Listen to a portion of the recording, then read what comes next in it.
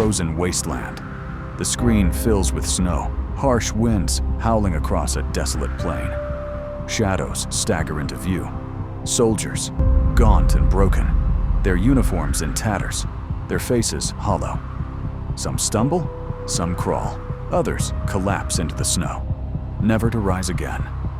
The camera lingers on a single figure, clutching a musket like a walking stick, his eyes glazed with despair. Behind him, the endless trail of corpses stretches across the white horizon. This is the image that history remembers, the shattered remnants of Napoleon's once mighty army, limping out of Russia in the depths of winter. For 2 centuries, one story has been repeated like scripture, that it was the Russian Winter, General Winter, who defeated Napoleon. A simple tale, clean and poetic, but it is a lie. Because Napoleon did not march into Russia in winter. He invaded in summer, June of 1812, with the largest army Europe had ever seen. Nearly 600,000 men, more than 500,000 soldiers drawn from across an empire that stretched from Madrid to Warsaw. This was not a reckless gamble. It was a colossus, meticulously planned, meant to crush the Russian Empire in a single, decisive blow. And yet, by the time the first snows fell, that colossus was already broken. Starvation, disease, desertion, and Russian strategy had hollowed the Grande Armée long before the frost bit their skin. The truth is darker, more complex, and far more damning. The truth is that Napoleon destroyed himself. Winter was not the cause of his defeat. Winter was the executioner of an army already condemned by impossible logistics, by Alexander's refusal to bend, and by Napoleon's own hubris. So tonight, we ask the real question. What truly destroyed the greatest army Europe had ever seen? Was it the cold of Russia, or the flaws of Napoleon himself? In 1812, Napoleon Bonaparte was at the zenith of his power. No other European ruler commanded such dominance. From the Pyrenees to the Vistula, from the North Sea to the gates of Rome, the map of Europe bore his mark. Spain resisted him bitterly, Britain defied him at sea, but on the continent, he was the unchallenged master. Kings owed him their thrones, dukes their titles, and entire peoples their submission. His word reshaped borders, rewrote laws, and dictated the destinies of millions. To protect this empire and to bend Russia into obedience, Napoleon raised an army without precedent in European history. It was called the Grande Armée, not merely French, but truly continental. French veterans marched beside Poles who dreamed of independence, Germans conscripted from the Confederation of the Rhine, Italians, Swiss, Croats, Spaniards, even Prussians and Austrians compelled to fight for the very man who had humbled their nations. Almost 600,000 soldiers answered his call. To grasp the magnitude, consider that Alexander the Great crossed into Asia with perhaps 40,000. Caesar conquered Gaul with fewer than 50,000. Napoleon was preparing to hurl more than 10 times that number into the heart of Russia. The army was not only men. It was a vast organism of war. Over 200,000 horses were assembled to pull cannon, carry cavalry, and haul wagons. Tens of thousands of carts and carriages followed, bearing food, ammunition, uniforms, and medical supplies.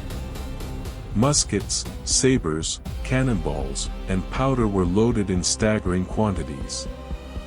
Yet even such preparation could not alter a fact that every military mind understood: an army of this size was impossible to sustain for long. Each soldier required bread each day, each horse required oats and water. The burden on logistics was crushing. Armies of the 18th century rarely numbered above 100,000 because the land itself could not feed them. Napoleon intended to move 6 times that number across territories infamous for poor roads, thin harvests, and endless distances. Still, he believed speed and decisiveness would compensate. Napoleon was convinced that Tsar Alexander would not endure a swift strike. The Russian monarch had defied the continental system, Napoleon's economic blockade against Britain. For Napoleon, this was not merely disobedience, it was defiance that threatened the entire architecture of his empire. A decisive victory, one great battle like Austerlitz in 1805, or Jena in 1806, or Wagram in 1809, would force Russia to submit and restore French supremacy. In Napoleon's mind, war was mathematics: assemble overwhelming strength, strike hard, and compel peace.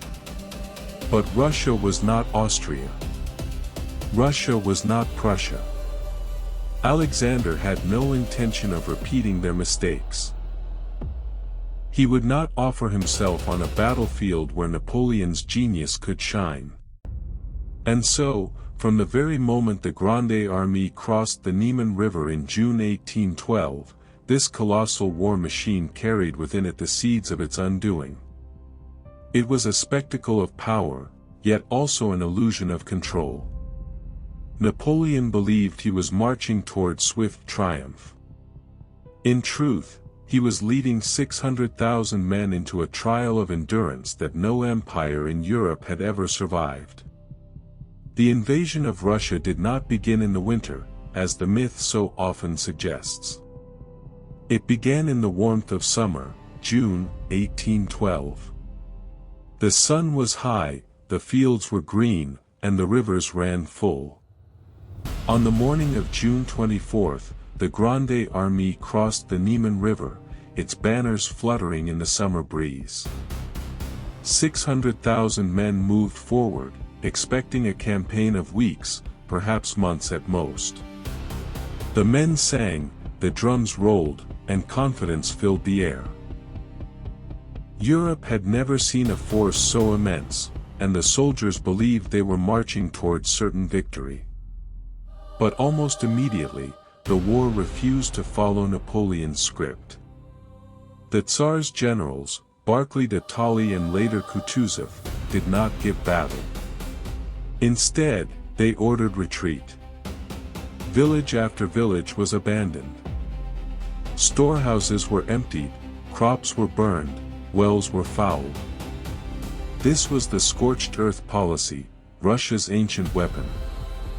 Rather than confront Napoleon's genius on a battlefield, the Russians turned the land itself into an enemy. The Grande Armée found towns stripped bare, roads churned into dust, and fields already aflame. For soldiers who had marched expecting bread and forage, there was nothing but hunger. Disease soon followed. Dysentery, typhus, and fevers spread through the ranks, carried by poor sanitation and swarms of lice. Thousands perished before firing a shot. Desertion, too, began to gnaw away at the edges of the army. Not all the men in Napoleon's service were loyal French veterans. Many were reluctant conscripts from subject nations, forced to fight in a war they did not understand. As the marches grew longer, as hunger and thirst worsened, more and more simply vanished into the forests or surrendered to Russian peasants. By the time Napoleon reached the city of Vilnius in July, tens of thousands were already gone. Still, the army pressed forward. Napoleon believed a decisive clash was near. He told his marshals that once the Russians stood and fought, all would be settled. And there were victories of a kind. At Smolensk in August, the French took the city after heavy combat, but the Russians withdrew in good order, denying Napoleon the knockout blow he craved. The battlefield was his, but the victory was hollow. The Russians gave ground, but their army survived, and their strategy remained intact. By September, Napoleon's forces faced a cruel reality. The summer sun had not brought quick triumph. The great machine of conquest was already faltering. Horses lay dead by the thousands, their carcasses rotting along the road. Supply wagons broke down or were abandoned. Soldiers collapsed from heat and exhaustion. All the while, the Russian army shadowed Napoleon, retreating yet never destroyed, burning yet never broken. The campaign that had been promised as swift and decisive was already dragging into something else, a war of attrition on a scale Europe had never imagined. Napoleon had crossed into Russia seeking glory, but by the end of that summer, the Grande Armée had lost more men to hunger, disease, and desertion than to battle. The true collapse had already begun, though few yet realized it. The seeds of disaster had been planted in the summer heat, long before the snow ever fell. By late August of 1812, Napoleon's army was deep inside Russia. The men were exhausted, the horses wasted, the supply lines stretched to breaking. And yet, the goal seemed finally within reach. Ahead lay Moscow, the spiritual heart of Russia. Napoleon believed that if he could take it, Tsar Alexander would have no choice but to sue for peace. Every step forward became a march not only toward Moscow, but toward what the soldiers thought would be the end of the war. The Russians, however, still refused to give him the decisive battle he craved. They abandoned Smolensk in flames, withdrew again, and scorched everything in their path. Napoleon pressed forward, but his frustration grew. Each day his army shrank, not from enemy fire, but from hunger, desertion, and disease. And yet, in early September, the Russians finally turned to stand, at Borodino. The Battle of Borodino, fought on September 7, 1812, was the bloodiest single day of the Napoleonic Wars. Over 250,000 men clashed along a line of earthworks, redoubts, and hastily dug trenches. The thunder of artillery shook the fields, French columns charged again and again, and Russian infantry clung desperately to their defenses. Napoleon's men captured the great redoubt at terrible cost. Entire regiments were shattered, thousands of bodies lay piled in heaps, and the fields ran with blood. By evening, the Russians withdrew, but not in rout, they pulled back in order, their army battered but unbroken. For Napoleon, Borodino was a Pyrrhic victory. He had gained the field, but at a cost of nearly 30,000 casualties. The Russians had lost perhaps 40,000, but they still had an army. Clausewitz, who witnessed the campaign, would later remark that Borodino was not a triumph, but a warning. Napoleon could no longer annihilate his opponents in a single stroke. His old formula for victory had failed on Russian soil. Still, the road to Moscow lay open. On September 14, Napoleon entered the city with the remnants of his once mighty army. For the soldiers, the sight of onion domes and golden spires was breathtaking. After 3 months of unrelenting marches, hunger, and battle, the men expected rest, shelter, and supplies. They believed victory was at hand. But Moscow was not a prize. It was a trap. The Russian authorities had evacuated most of the city, carrying away stores and driving out livestock. Within days of Napoleon's arrival, fires broke out, some accidental, others deliberately set by Russian patriots. Entire districts went up in flames. Roofs collapsed, food stores were destroyed, and smoke choked the sky. The city that Napoleon thought would sustain his army offered nothing but ashes. There were no peace envoys from Tsar Alexander. No surrender. No negotiation. Napoleon waited. Days passed, then weeks. He lingered in Moscow, unwilling to retreat, hoping that Alexander would bend. But the Tsar remained silent. He would never acknowledge defeat, never accept terms from a conqueror standing in his capital. As the fires died down, reality set in. The army had no shelter, little food, and no prospect of resupply. Men scavenged through ruins, slaughtered what few animals remained, even pulled down wooden houses for firewood. Morale cracked. Napoleon's men had taken Moscow, but they had gained nothing. The great prize was an illusion. Moscow was a hollow victory, a golden shell turned to ash in their hands. And still, Napoleon refused to withdraw. Pride, politics, and the weight of the empire kept him in the city for 5 long weeks. With every passing day, the strength of the Grande Armée ebbed away. By the time he made his fateful decision to abandon Moscow, the season had turned, the weather had chilled, and the window for safe retreat had narrowed dangerously.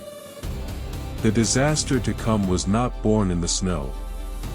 It was born in the fires of Moscow, in Napoleon's hesitation, and in his failure to accept that the campaign had already been lost. When Napoleon entered Moscow on September 14, 1812, he believed the war was as good as won. For him, Moscow was not simply a city, it was the beating heart of Russia, a symbol that carried the weight of empire. Throughout his career, he had forced monarchs to yield after occupying their capitals. Vienna had fallen in 1805, Berlin in 1806, Madrid in 1808. Napoleon was certain that Tsar Alexander I would follow the same script. Once the French emperor occupied Moscow, negotiations would come. A treaty would be signed. The war would end in triumph. But Moscow was unlike any city Napoleon had ever taken. The Kremlin's gilded domes gleamed above the smoldering ruins of a capital deliberately sacrificed by its own defenders. Fires consumed entire districts. Witnesses like Philippe Paul de Ségur described the inferno as apocalyptic, flames leaping from house to house, wooden roofs collapsing in sparks, entire quarters reduced to cinders. By the time the smoke cleared, there was no food, no shelter, no supplies for the half-starved Grande Armée. Napoleon had conquered ashes. Still, he refused to leave. For 5 long weeks he lingered in the ruined city, waiting for Tsar Alexander to send envoys. But none came. Alexander would not bend. His ministers in St. Petersburg had urged him to negotiate, but the Tsar stood firm. To surrender Moscow meant surrendering Russia's honor. And Alexander believed, correctly, that time was his greatest ally. Every day Napoleon remained in Moscow, his army withered. Inside the city, the French soldiers scavenged like beggars. They tore apart churches for firewood, slaughtered the last surviving animals, and stripped corpses for clothing. Discipline crumbled. Looting, drunkenness, and desertion spread like disease. Officers tried to restore order, but morale was broken. One officer wrote that the army had the body of a giant but the spirit of a dying man. Napoleon himself was paralyzed by politics. He knew retreat would be devastating for his prestige. For a man who built his empire on the illusion of invincibility, abandoning Moscow looked like weakness. And weakness, in Napoleon's world, was fatal. He feared that if he returned to Paris without victory, subject kings and allies across Europe would break away. The stakes were not just military. They were existential, for Napoleon's empire, for his dynasty, for his myth. Thus, Napoleon delayed. He waited in Moscow through September and into October. As the nights grew colder, the food supplies ran out, and the army's strength dwindled. Historians later called this hesitation fatal. Clausewitz, who studied the campaign in detail, wrote that Napoleon's stay in Moscow was not a mere pause, but a death sentence for the Grande Armée. Finally, on October 19, with no peace offered and winter drawing near, Napoleon gave the order to retreat. But it was too late. The horses were weak, the soldiers malnourished, the wagons empty. The army that left Moscow was not the same one that had marched into Russia 4 months earlier. It was already a broken force, bleeding men every day. The retreat did not begin as an orderly withdrawal. It began as a collapse in slow motion, a colossus staggering backward, already mortally wounded before the first snowflake touched the ground. The world would later remember the Russian winter as the destroyer of Napoleon's army. But the truth is more brutal: the Grande Armée was crippled before the frost. It was undone by starvation, disease, desertion, and by Napoleon's refusal to face the reality of his situation. Moscow was not his triumph. It was his prison. And his decision to stay sealed the fate of 500,000 men. On October 19, 1812, after 34 days in the ashes of Moscow, Napoleon finally gave the order his men had long dreaded: the Grande Armée would retreat. What began as a march homeward was not an organized withdrawal but the first step in a descent into chaos. The army that left Moscow numbered fewer than 100,000 effective soldiers, with perhaps as many again scattered, wounded, or barely clinging to life.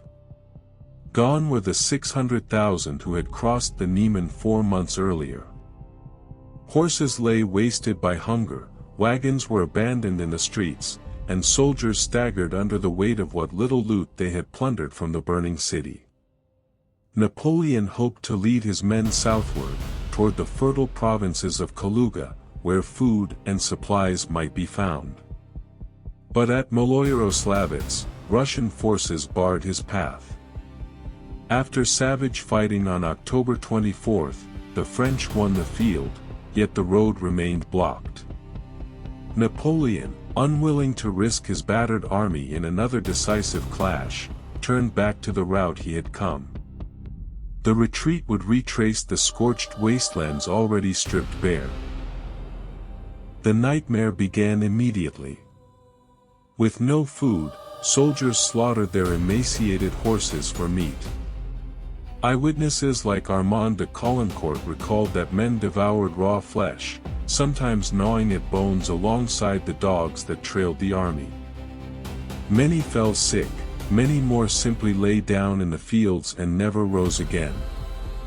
The long columns stretched for miles, but they were no longer disciplined formations. They were mobs of men stumbling forward, each day weaker than the last. And all the while, the Russians pressed them. Kutuzov's army shadowed the French from a distance, striking at the rear and the flanks. Cossack cavalry darted out of forests, ambushing stragglers, cutting down baggage trains, and vanishing again like ghosts. Russian peasants, emboldened by rage, attacked isolated groups with scythes and axes. For the Grande Armée, Russia itself had become a vast, hostile battlefield, not only the soldiers of the Tsar, but the land and the people themselves. Even before the first frost, the losses were staggering. Men collapsed from exhaustion, their bodies left by the roadside. Entire divisions disappeared into the wilderness, cut off and destroyed. By early November, the army had ceased to resemble the great machine that had marched eastward in June. It was a wounded giant, staggering back through the very lands it had ravaged, now turned against it. Caulaincourt wrote that despair hung over the retreat like a shroud. Men fought over scraps of food, drank from filthy puddles, and trudged on in silence, their faces hollow with hunger. Officers no longer commanded, they begged. Drums no longer beat time, the march was driven by fear alone. And through it all, Napoleon rode in his carriage, still believing he could salvage something from the wreckage, still refusing to accept the scale of his disaster. By the time the army reached Smolensk in mid-November, the cold had only just begun to bite. Yet the Grande Armée was already ruined. Tens of thousands had fallen since leaving Moscow. Supplies were non-existent, horses were nearly gone, and the soldiers were little more than walking skeletons. The Russian winter had not yet struck in full, and still, the army was collapsing from within. The retreat was no longer a maneuver of war. It was a death march. November 1812. At last, the infamous Russian winter descended. For generations, history has pointed to this moment as the single cause of Napoleon's downfall, the cruel frost that froze the Grande Armée in its tracks. But the truth is more complicated. The winter did not break Napoleon's army. It merely finished what starvation, exhaustion, disease, and miscalculation had already begun. By the time the first hard frost struck in early November, the Grande Armée had already dwindled to fewer than half its strength since leaving Moscow. Men were emaciated, horses were gone, wagons abandoned. The soldiers marched in rags, their boots falling apart, their stomachs empty. They were weakened to the point where any new hardship would be lethal. And then, the temperature fell. Eyewitnesses left haunting testimony. Armand de Caulaincourt, one of Napoleon's closest aides, described soldiers frozen stiff in the act of eating, men collapsing in snowdrifts and never rising again, their corpses stripped of clothing by the living. Philippe Paul de Ségur wrote of the endless silence broken only by the cracking of ice and the moans of the dying. He recalled soldiers with frostbitten hands unable to hold their muskets, men driven to madness, and even instances of cannibalism among the starving. At the crossing of the Berezina River in late November, the ordeal reached its climax. Napoleon's army, pursued on all sides, was forced to cross the icy waters under fire. Bridges collapsed beneath the weight of panicked men and wagons. Thousands drowned or froze, dragged under by the current or trampled in the crush. Yet somehow, a remnant of the army made it across, broken, shattered, but alive. Historians like Clausewitz, who studied the campaign meticulously, argued that winter alone cannot explain the collapse. He wrote, "The French army was not destroyed by winter alone." The losses had begun in June, when the Grande Armée first crossed into Russia. Disease and desertion claimed tens of thousands before the first battle. At Smolensk, at Borodino, at Maloyaroslavets, the army bled itself white. The retreat began before the snows, a retreat not from climate, but from hunger, from exhaustion, from the failure of supply. The winter was the executioner, not the judge.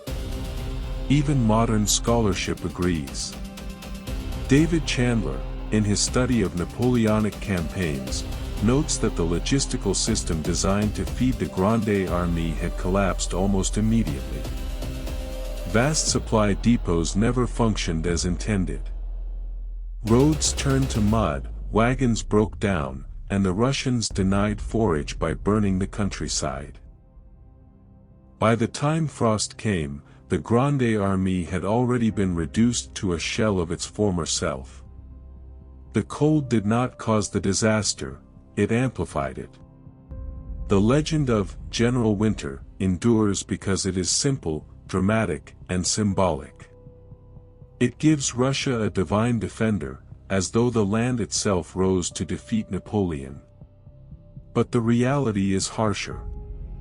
The French were undone by Napoleon's overconfidence, by the vastness of Russia, by Alexander's refusal to negotiate, and by the grinding arithmetic of hunger and distance.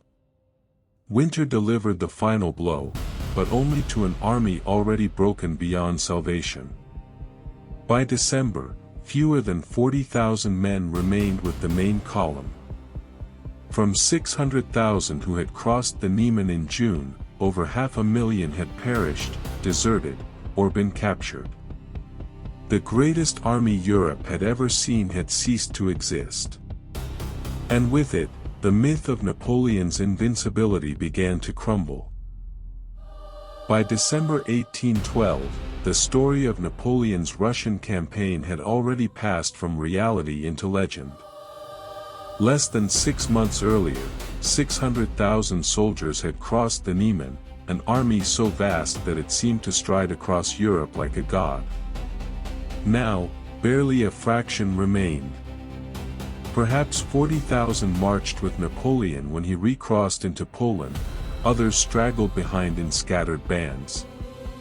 The rest, more than 500,000 men, were gone. Dead, captured, deserted, or lost forever in the endless snows and forests of Russia.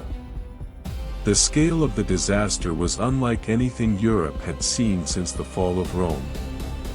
Entire nations had been bled dry. Poland, which had supplied tens of thousands of men hoping to see their homeland restored, was left gutted.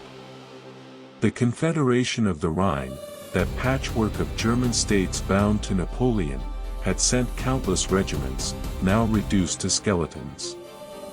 Italy, Holland, Croatia, Switzerland. All had contributed to the Grande Armée, and all suffered irreparable loss. This was not just a French tragedy. It was a European catastrophe. And yet, even as survivors limped back across the Niemen, the work of myth-making had already begun. The narrative that emerged, and endured, was not one of logistics, hunger, or poor decisions. It was the legend of General Winter. According to this tale, Napoleon was not defeated by strategy or miscalculation but by the sheer force of the Russian climate. The frost became a soldier, the snow a weapon, the cold itself a general in the service of Tsar Alexander. It was a story both convenient and powerful, and one that obscured the deeper truth. For Russia, the myth was irresistible. Tsar Alexander I, who had refused to negotiate even after Moscow fell, now stood vindicated. The Russian people, who had burned their own villages and endured Napoleon's invasion, saw in the winter's cruelty the hand of Providence. Clergymen preached that God himself had intervened to destroy the French. Pamphlets spread across Europe proclaiming that Russia's salvation was the work of divine frost. In a continent weary of Napoleon's dominance, it was comforting to imagine that the conqueror had finally met a force greater than his own genius, not another nation, but nature itself. The Russian court leaned into this interpretation. Alexander styled himself not only as a monarch who had outlasted Napoleon, but as the chosen defender of Christian Europe, aided by heaven's elements. His propaganda framed the campaign as a holy struggle, where the Orthodox faith, the Russian soil, and the winter cold had conspired to crush the tyrant from the west. The tale served a dual purpose. It exalted Russian resilience while minimizing the brutal scorched earth tactics and the enormous sacrifice of Russian soldiers, peasants, and civilians. More than 200,000 Russian troops had been killed or wounded in the campaign, but the myth of General Winter made those sacrifices seem secondary to divine intervention. Napoleon's enemies in Europe also found the myth convenient. For years, Britain, Austria, and Prussia had suffered defeat after defeat. Napoleon's brilliance on the battlefield seemed unassailable. If he had been defeated in Russia by logistics, attrition, or his own hesitation, then the implication was dangerous. Perhaps he remained the master of war, undone only by circumstances beyond control. But if he had been defeated by General Winter, then his aura of invincibility could finally be shattered. To depict Napoleon as a man humbled by nature's wrath was to diminish the legend of his genius. And so, anti-Napoleonic pamphlets spread across the continent, showing the emperor dwarfed by snowdrifts, cowering before icy winds, his soldiers frozen statues in the Russian steppe. Even among the French, the myth had its uses. For Napoleon himself, the campaign was an embarrassment that demanded explanation. He could admit to no error of strategy, no failure of judgment. To blame the weather allowed him to preserve the image of a commander undefeated by men. The army was magnificent, he told his council. It was the season that destroyed us. Many of his generals repeated the same line. Caulaincourt, who had lived the retreat, disagreed in his memoirs, describing in detail the hunger, the disease, the chaos that had begun long before the frost. But his account was complex, painful, and damning. Simpler stories are easier to remember, and easier to believe. Karl von Clausewitz, the Prussian officer and theorist, was one of the first to puncture the illusion. He insisted that the Grande Armée's ruin was not caused by cold, but by its own fragility. Supply lines stretched too far, soldiers exhausted by endless marches, an opponent who refused to give battle and instead burned everything in retreat. Clausewitz pointed out that Napoleon had lost hundreds of thousands of men before the first snows fell. To credit Winter alone was to ignore the scale of his overreach. Yet Clausewitz's sober analysis reached only scholars. The myth of General Winter reached the masses. Over the decades, the story hardened into legend.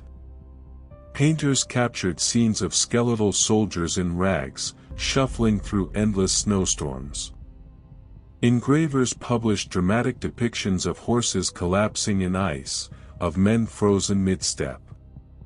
Writers and poets described the Russian frost as a kind of avenging angel, striking down the man who had once crowned himself Emperor of Europe.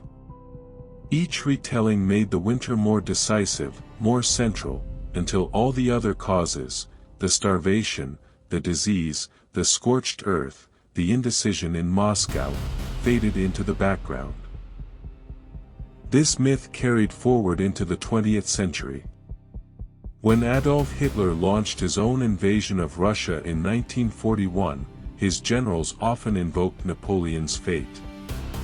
The Wehrmacht, they warned, must not repeat the mistakes of 1812.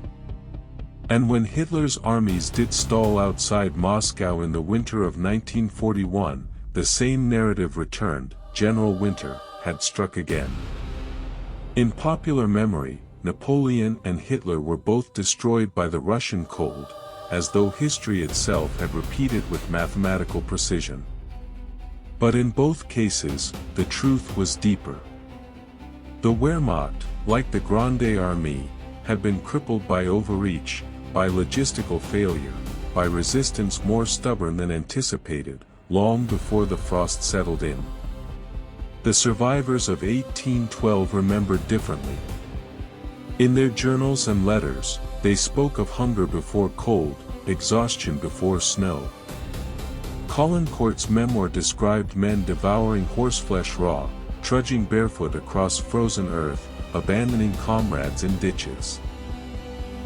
Ségur wrote of endless marches through ash and ruin, of morale collapsing in Moscow, of men dying not from frostbite alone but from despair.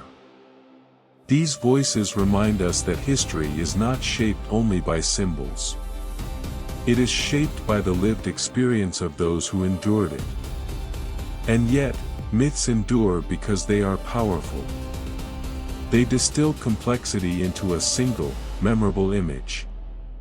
General Winter was not the real destroyer of Napoleon's army, but he was the story people wanted to tell.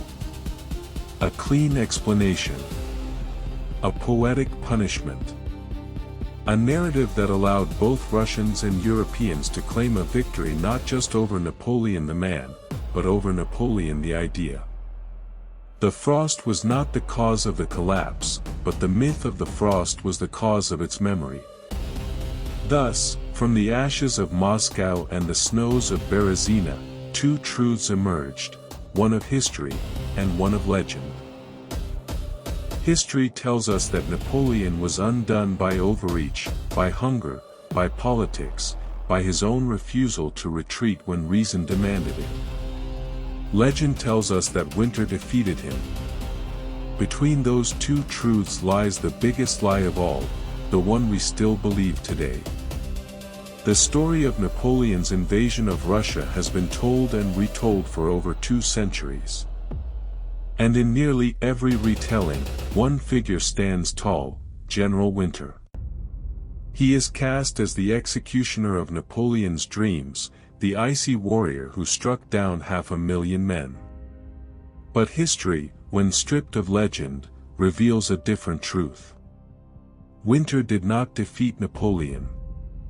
He defeated himself. His army was too large, his supplies too thin, his strategy too inflexible, his pride too heavy.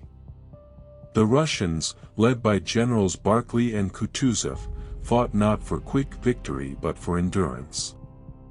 They retreated, they burned, they denied him food, and they waited. By the time the frost arrived, the Grande Armée was already a ghost of itself. Winter did not cause their death march. Winter merely gave it its final stage. The survivors themselves knew the truth.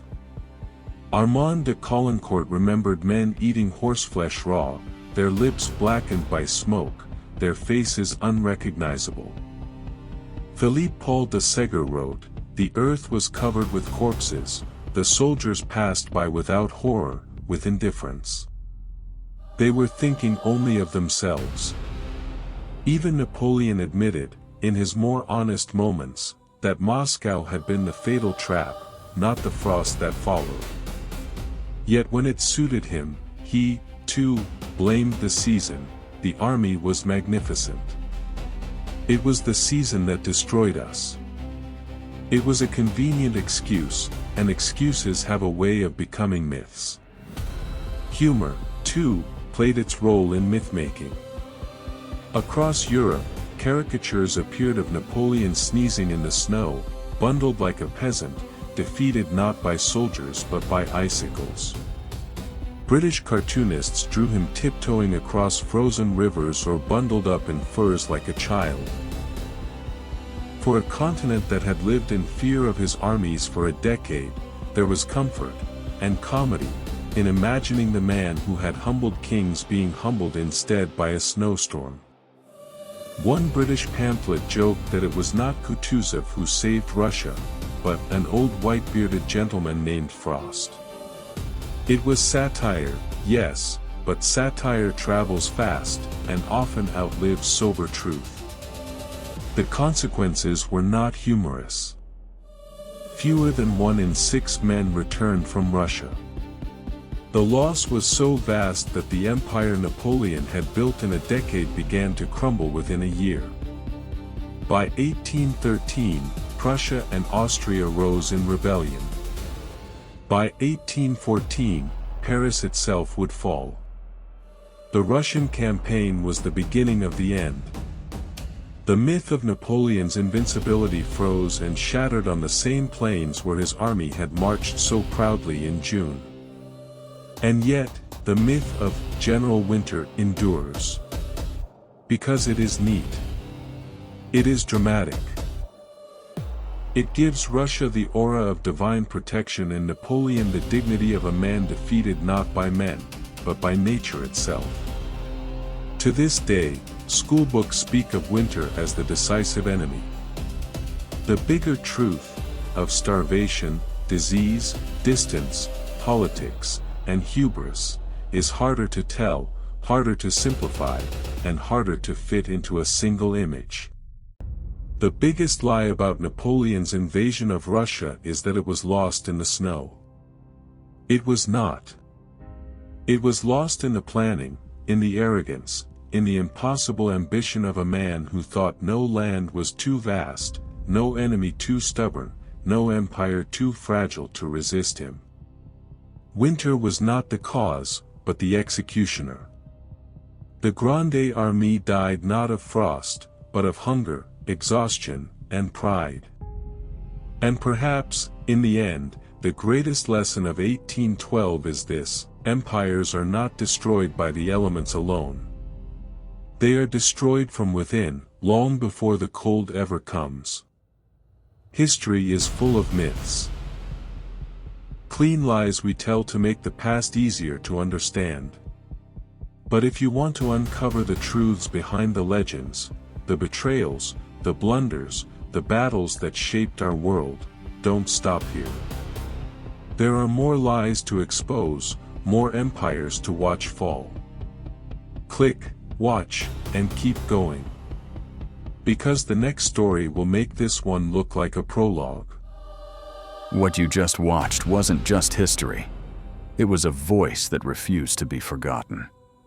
And there are so many more waiting to be heard. So if you felt something today, if the past reached out and touched you, then don't let it fade. Subscribe to Unique History Alive and walk with us, one buried truth at a time. Because history isn't dead. It's just been waiting for someone like you.